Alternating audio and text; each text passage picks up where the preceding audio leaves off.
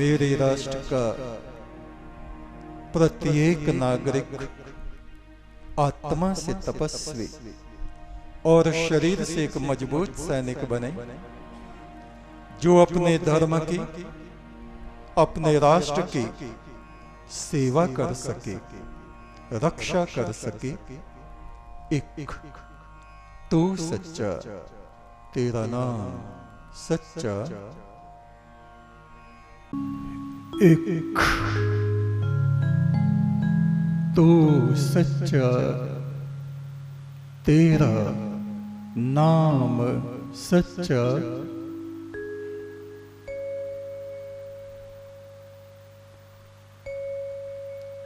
ऋग्वेद के ऋषि कहते हैं, ओम गुहता गुहयम तओ व्यातविश्वम त्रीणम।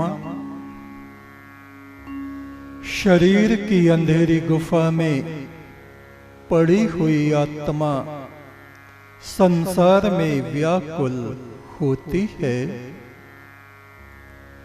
ज्योतिषकर्ता यदुष मसी, हे ज्योति पुरुष, इस गुफा में चारों तरफ तो प्रकाश को फैला दे। शरीर रूपी ये गुफा है, जिसके भीतर अविद्या, अज्ञान,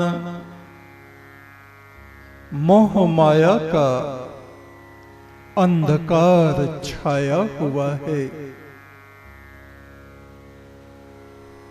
ये जीवात्मा इस शरीर की खिड़कियों से इस संसार की तरफ को देखती है और व्याकुल होती है।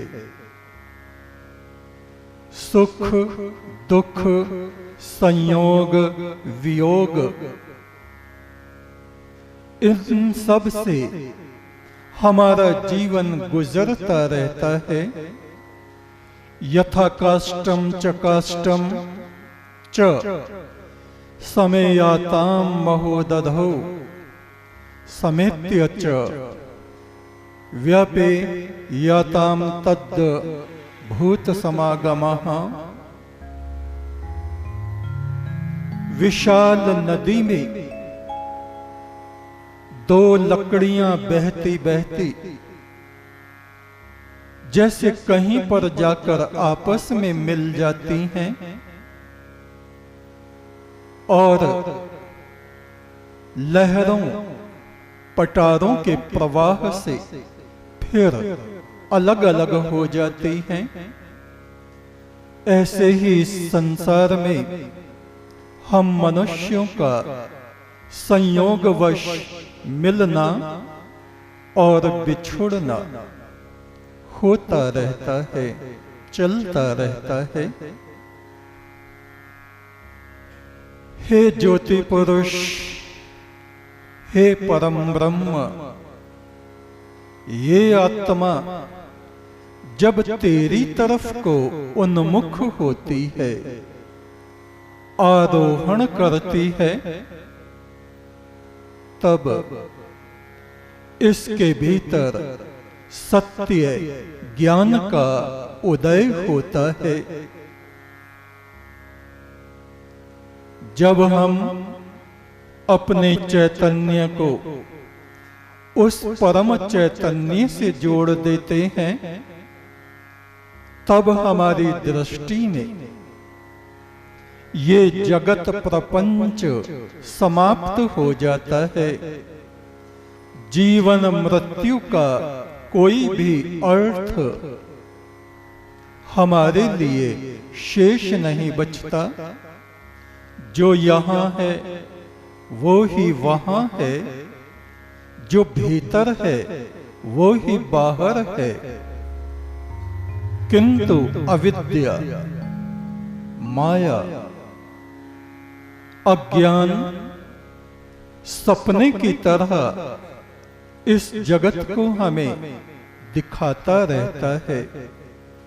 इसमें बैठे बैठे कभी हम दुखी होते हैं, व्याकुल होते हैं, अशांत होते हैं, कभी हंसने लगते हैं, कभी उदास हो जाते हैं।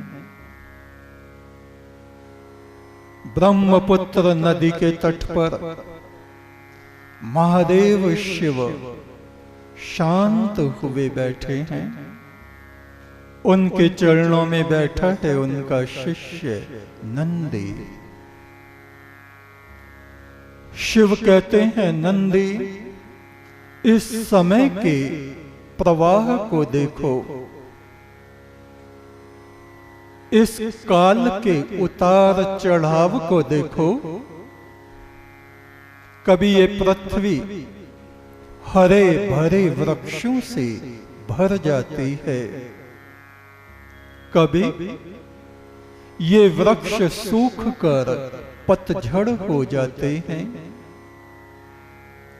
कभी नदियों में उबाल आता है, बाढ़ आती है, ग्राम के ग्राम बहे चले जाते हैं।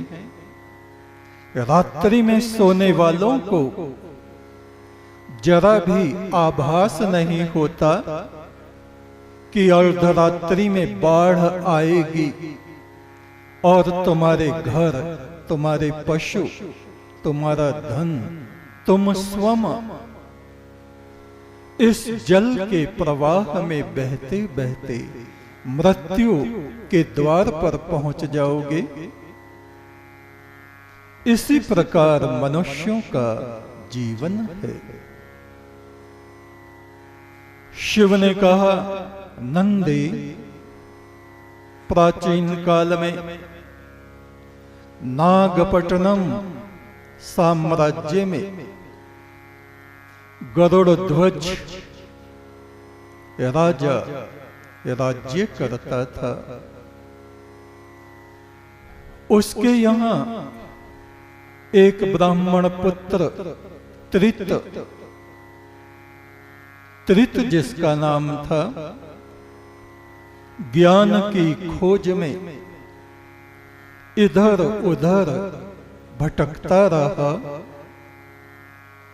हिमालय में पहुंच के उसको ऋषियों की एक मंडली मिली। वे सब ऋषि आत्मा के रहस्य को जानने वाले ब्रह्म ज्ञानी पुरुष थे।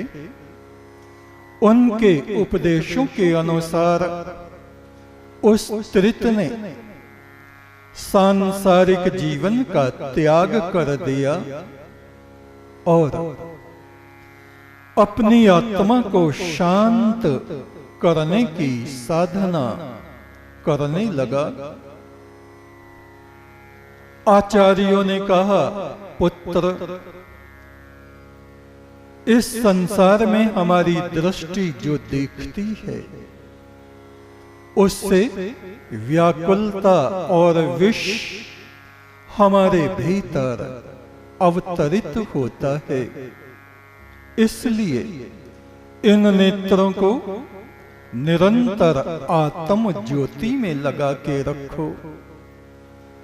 इन कानों के द्वारा जो बातें प्रवाह हमारे भीतर उतरता है वो हमारे भीतर व्याकुलता, अशांति, विष को उत्पन्न करता है। इन कानों को संसार की तरफ से बंद करो और भीतर जो ब्रह्मनाद होता है उसको सुनने में लगो। ये वाणी कुछ का कुछ बोलती रहती है। इस वाणी को अंट संट बोलने से रोको, इसका संयम करो, कुछ मत बोलो। बस बोलना है तो उस परम ब्रह्म के नाम का, उसकी स्तुति का जन मंत्रों से ऋषियों ने परम ब्रह्म की महिमा को गाया है। केवल उन मंत्रों का उच्चारण करते रहो। संसार की कोई भी बात अपनी वाणी से मत बोलो। रसना खाने पीने में लगी हुई ये जीभ तरह तरह के स्वाद में, रसों में आसक्त रहती है। इस आसक्ति का त्याग करके तुम नमक, मीठा, खट्टा तरह तरह के स्वाद से रहित हो जाओ। केवल आत्मा में जो स्व रस बहता है, आत्मा का ब्रह्म रस बहता है, उस रस को ग्रहण करने की कोशिश करो। शुक्रो असि तुम परम पवित्र, निर्मल स्फटिक मणि की तरह शुद्ध प्रकाश में आत्मा हो, तुम शरीर नहीं हो। भ्राजो असि, जैसा वो परमात्मा तेजो स्वरूप है, जो तेज सूर्य में चमकता है, वो ही तुम्हारी आत्मा में है। निरंतर उस तेजोमय स्वरूप का ध्यान करते रहो। स्वरसो असि, अपनी ही आत्मा के आनंद में निमग्न रहो। ज्योतिरसि, तुम प्रकाश रूप हो, ज्योति रूप हो। वो परमात्मा भी ज्योति स्वरूप है। जो कुछ दिखाई देता है ये जगत प्रपंच है। जब तक हमारी बुद्धि में मोह, माया, अज्ञान, कामनाएं, वासनाएं बादलों की तरह घुमड़ती रहती हैं, कभी भी मनुष्य को शांति की प्राप्ति नहीं होती।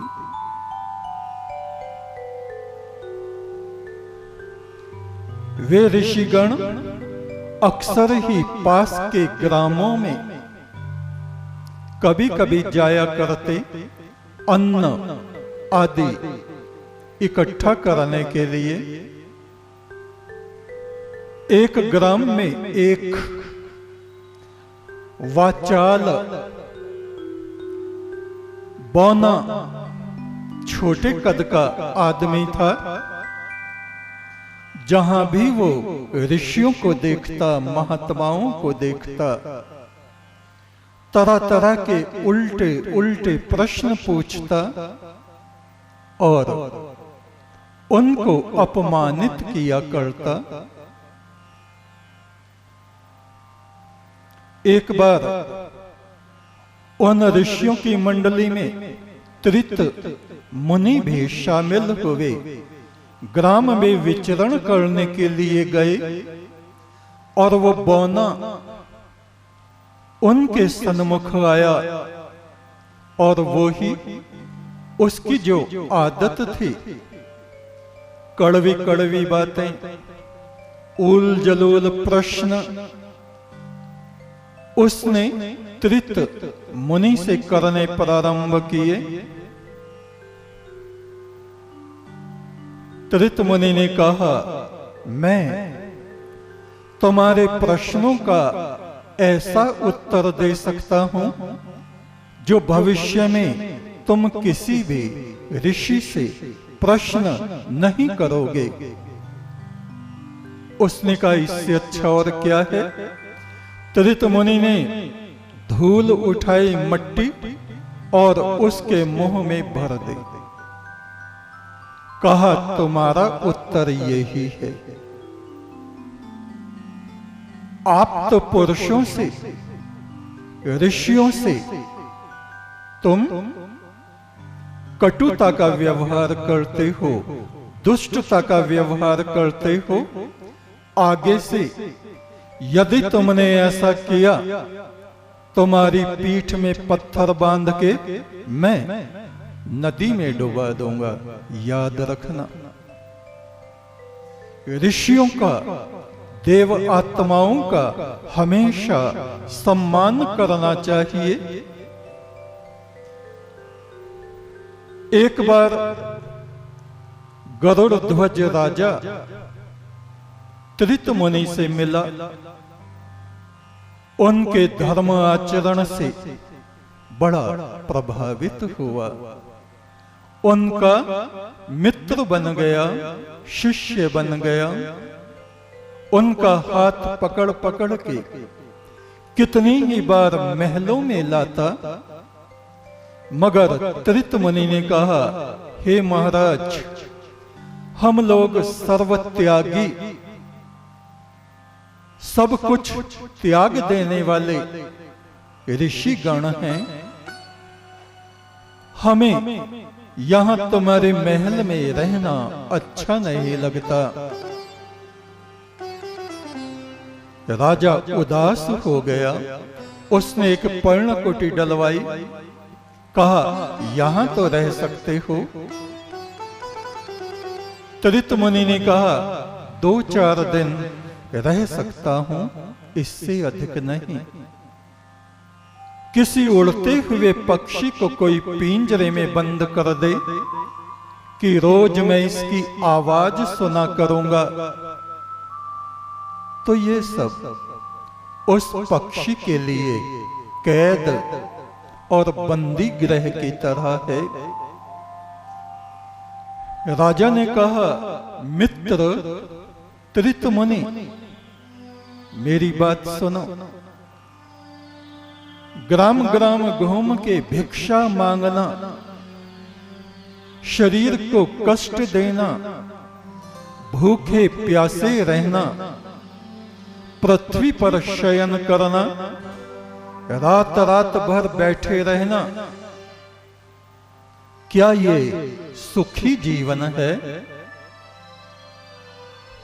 त्रित मुनि ने कहा, राजा, तुम ऋषियों की चर्या को नहीं जानते। तुमने केवल महल के सुख भोग देखे हैं। हे महाराज, तुम्हारे कितने ही सेवक हैं, अनुचर हैं। तुमको प्यास लगती है तो 10 सेवक जल के पात्र लिए खड़े रहते हैं। कभी अपने प्रजाजनों को भी तुमने देखा है, रात दिन सुबह से शाम तक कितना परिश्रम करके वे अपने घर गृहस्थ को चलाते हैं। कितना कलेश उनके घरों में होता है, बिना कलेश के घर गृहस्थी नहीं होती। धन कमाने के लिए अपनी हड्डियों को वे घिस देते हैं, बिना धन उपार्जन के हे राजा घर गृहस्थी नहीं चलती। और तुम नहीं जानते, अपने ही सामान को जब बाजार में वे बेचने जाते हैं तो किस कदर झूठ सच उनको बोलना पड़ता है। हे राजा, बिना झूठ फरेब के किसी की गृहस्थी नहीं चलती। और कब मित्र धोखा दे दें, कब गहन से गहन प्रेम संबंध नष्ट हो जाएं, कुछ पता ही नहीं चलता। ये सब संसारी मनुष्यों का आचरण है। क्या तुम ऐसे ही आचरण की प्रशंसा कर रहे हो? एक तू सच्चा, तेरा नाम सच्चा, संसार के मालिक तेरा नाम सच्चा। एक तू सच्चा, तेरा नाम सच्चा, संसार के मालिक तेरा नाम